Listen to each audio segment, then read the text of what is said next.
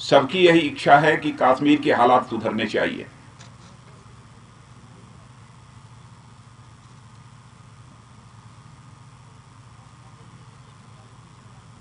Delegation ने कल जहां इन सब सारे प्रतिनिधिमंडलों से बातचीत की है, वहीं पर जम्मू कश्मीर के गवर्नर से भी बातचीत की है, जम्मू कश्मीर के मुख्यमंत्री से भी बात की है और स्टेट के ऑफिशियल्स से भी बातचीत की है।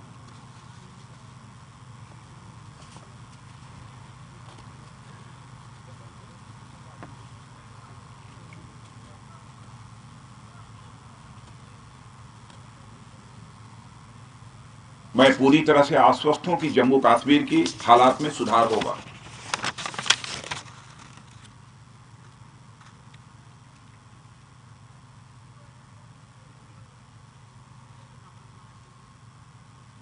इसमें कहीं दो मत नहीं है कि जम्मू कश्मीर भारत का इंटीग्रल पार्ट था, है और रहेगा।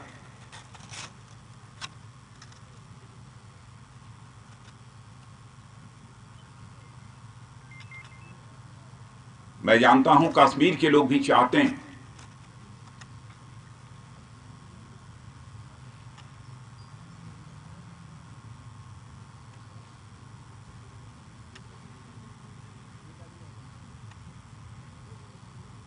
मैं इसे भी क्लैरिफाई कर देना चाहता हूं कि कल इस ऑल पार्टी डेलीगेशन के कुछ मेंबर्स हुर्रियत के नेताओं से भी मिलने के लिए गए थे,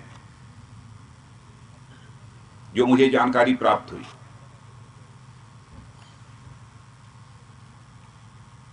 न हम लोगों ने हां कहा था न ना कहा था।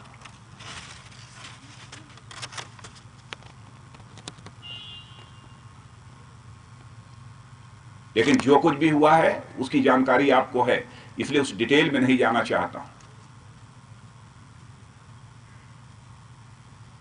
लेकिन इतना मैं जरूर कह सकता हूं, वहां से लौटने के बाद डेलीगेशन के उन मित्रों ने जो जानकारी दी, कम से कम इतना तो कहा जा सकता है कि सचमुच यह कश्मीरियत तो नहीं है।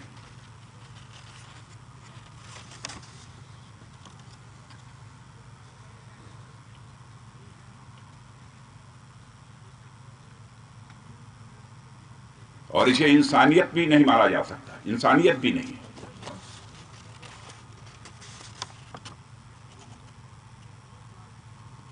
और कोई बातचीत करने के लिए गया है, उन्होंने बातचीत नहीं की, तो कम से कम जमहूरियत में भी यकीन नहीं है।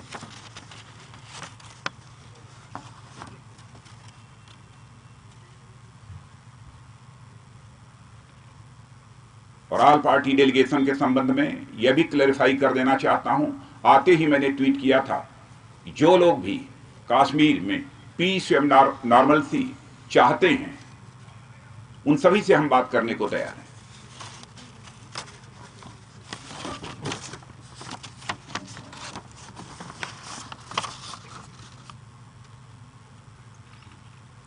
केंद्र सरकार का जहां तक प्रश्न है, हम पूरी तरह से राज्य सरकार को सहयोग दे रहे हैं।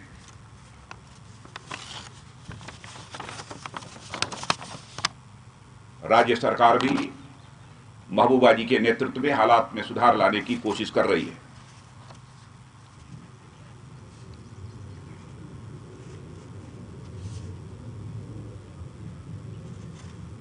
इस अवसर पर मैं आपको यह भी याद दिलाना चाहता हूं कि जब मैं 24-25 जुलाई को यहां पर आया था, तो उस समय लोगों ने पेलेट गन को लेकर शिकायत की थी और मैंने कहा था कि मैं एक एक्सपर्ट कमेटी बना रहा हूं जो 2 महीने में अपनी रिपोर्ट दे देगी और नॉन लेथल वेपन्स के क्या दूसरे अल्टरनेटिव्स हो सकते हैं, उस संबंध में वो सुझाव देगी। 2 महीने पूरे नहीं हुए कि बीच में ही उस कमेटी ने अपना सुझाव दे दिया है।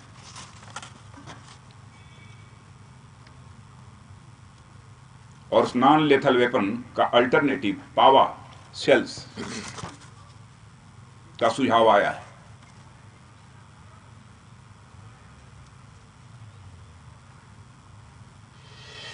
मैं समझता हूं उससे किसी की मौत नहीं होगी, किसी की जान नहीं जाएगी। कल से उसके 1000 सेल्स भी यहां पर आ चुके हैं।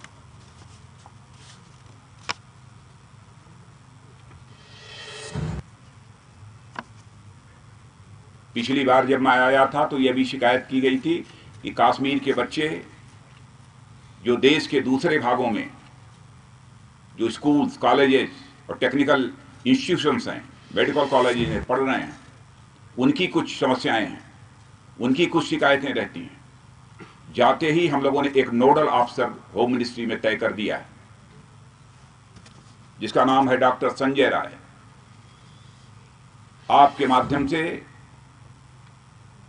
उसके नंबर को भी मैं देना चाहता हूं, और ये फोन लाइन, ये मोबाइल लाइन बराबर खुली रहेगी। 2309-2923 वो समझ जाएंगे। 2309-2885।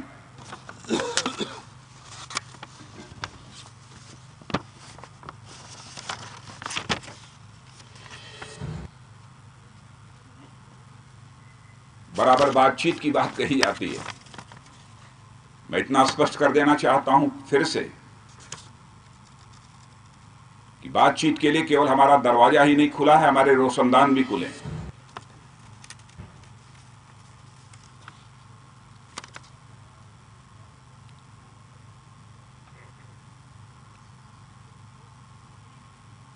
आपने देखा होगा कि स्वयं यहां की मुख्यमंत्री महुआ जी ने भी स्वयं लोगों को पत्र भेजे हैं।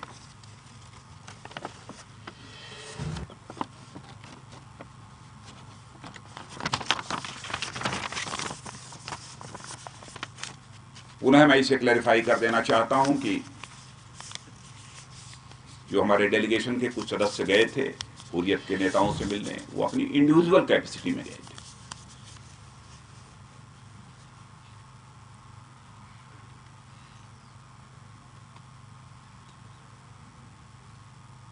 और कल से जो बात हुई है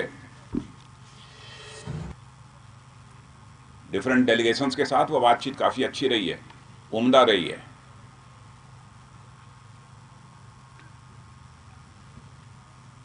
और प्रेस के मित्रों से भी मैं अपील करना चाहता हूं,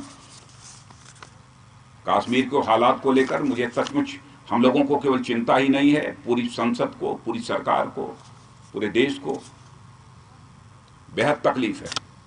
सभी का सहयोग चाहिए।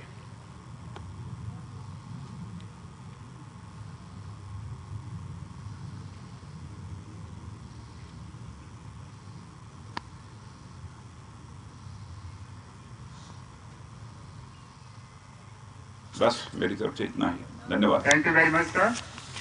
You can take 1 or 2 questions with your permission. Yes, please. Yes, please. Give the mic. Give the mic to him, please. Thank you.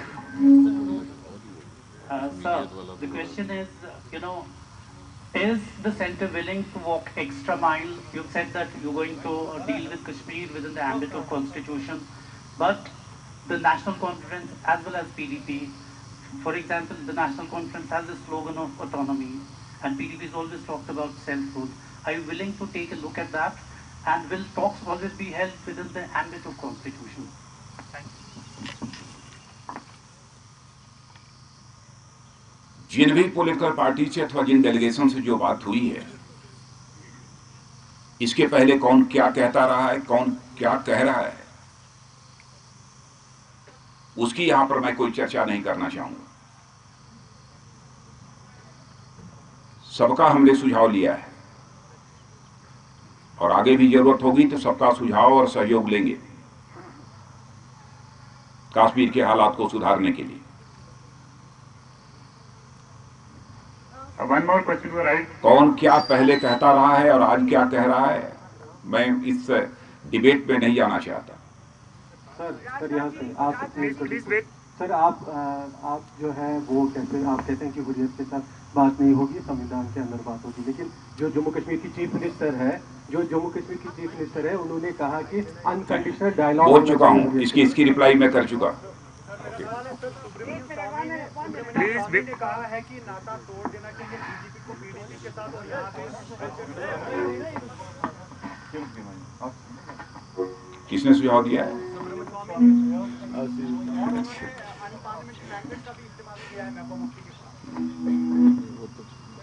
चलिए, thank you very much. Sir आपने कहा कि डेलीगेशन ने यस या नो नहीं दिया for the individual initiative to meet Hurriyat conference, लेकिन उससे पहले महबूबा मुफ्ती जी की एक चिट्ठी गई थी inviting the Hurriyat for talks. इस पे सवाल खड़ा किया गया है कि उन्होंने ये चिट्ठी एज पीडीपी लीडर भेजी, नॉट एज जेएनके सीएम।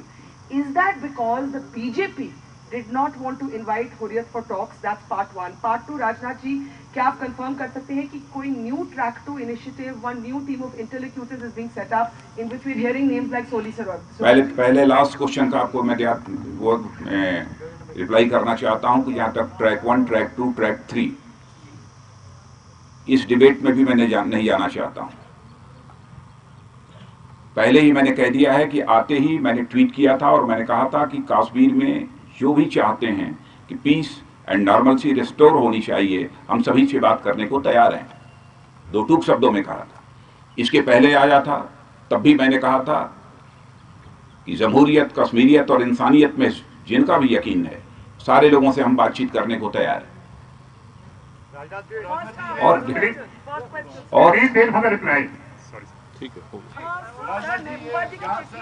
जी राजनाथ सिंह साहब, हाँ, मुझे जानकारी प्राप्त हुई है कि उन्होंने चिट्ठी लिखी है। नहीं, बस लिखी है चिट्ठी।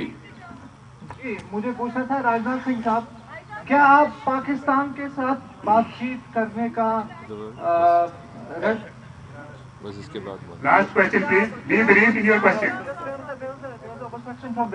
क्या पाकिस्तान के साथ बातचीत करना चाहते हैं और क्या गवर्नर रूल की संभावना जम्मू कश्मीर में है? बस बहुत देश के बाहर मत ले जाइए, पहले देश में रहने वाले लोगों से बातचीत कर रहा हूँ। Thank you very much sir. Thank you friends, thank you very much. Thank you very much. तो श्रीनगर में राजनाथ सिंह, उनका कहना है कि उम्मीद है कि कश्मीर के हालात सुधरेंगे। अलग अलग तबकों के लोगों से बात हुई है हमारी और सभी से जो बातचीत रही है वो उम्दा रही है, बातचीत अच्छी रही है और उम्मीद है कि इसी बातचीत के आधार पर हालात सुधरेंगे। कश्मीर भारत का है और रहेगा, कश्मीर में हालात सुधरेंगे। हुर्रियत के नेताओं से बातचीत करने की हामी हमने नहीं भरी थी। डेलीगेशन के कुछ सांसद अपने आप गए थे बातचीत करने के लिए, वो अलग बात है कि उन्होंने बातचीत नहीं की। लेकिन आपको बता दें कि पैलेट गन की इस्तेमाल अब नहीं होगा, उसकी जगह पावर शेल्स कश्मीर में लाए जाएंगे जिससे किसी की भी मौत नहीं होगी। और पावर शेल्स का जो है वो कश्मीर में आ भी चुके हैं, पावर से किसी की जान नहीं जाएगी। ये बात गृह मंत्री राजनाथ सिंह ने कही। पिछले काफी समय से ये कहा जा रहा था कि पैलेट गन का इस्तेमाल बंद हो। खुद महबूबा मुफ्ती भी ये चाहती थी कि पैलेट गन का इस्तेमाल ना हो और इसके अलावा उमर अब्दुल्ला लगातार ये बात करते रहे थे। और हर मीटिंग में जब प्रधानमंत्री के साथ बातचीत हुई थी तब भी उन्होंने कहा था कि पैलेट गन का इस्तेमाल नहीं होना चाहिए, उससे काफी नुकसान हो रहा है, काफी लोगों को नुकसान हो रहा है, लोगों की जान इससे जा रही है। लेकिन अब पावर शेल्स का इस्तेमाल कश्मीर में किया जाएगा। पावर शेल्स क्या हैं ये आप देखिए। शेल में मिर्ची होने की वजह से तेज खांसी आती है, जिसकी वजह से जो इंसान होता है वो कुछ और करने के लायक नहीं बचता, यानी कि फिर से वो हिंसा नहीं कर पाता। पावर शेल या मिर्ची बम फटने के साथ ही जबरदस्त धुआं करता है, वहां पर एक मिर्ची जैसा एहसास होता है, आंखों में धुएं से आंखों में पानी आने लगता है, शरीर में खुजली शुरू हो जाती है। और इससे कुछ ज्यादा नुकसान नहीं होता। पावर शेल या मिर्ची बम फटने के साथ ही जबरदस्त धुआं होता है। ये पावर शेल के बारे में हम आपको बता रहे हैं। पैलेट गन का इस्तेमाल पहले होता था और अब हिंसा को रोकने के लिए जो वहां की पुलिस है, जो वहां के सुरक्षा बल हैं, वो पैलेट गन का इस्तेमाल नहीं करेंगे, पावर शेल्स का इस्तेमाल करेंगे। और पावर शेल्स कश्मीर में भेजे भी जा चुके हैं। गृह मंत्री राजनाथ सिंह डेलीगेशन के साथ इस वक्त श्रीनगर में हैं, जहां से उन्होंने प्रेस कॉन्फ्रेंस की और कहा कि मुझे उम्मीद है कि कश्मीर के हालात अब जल्द ही सुधरेंगे।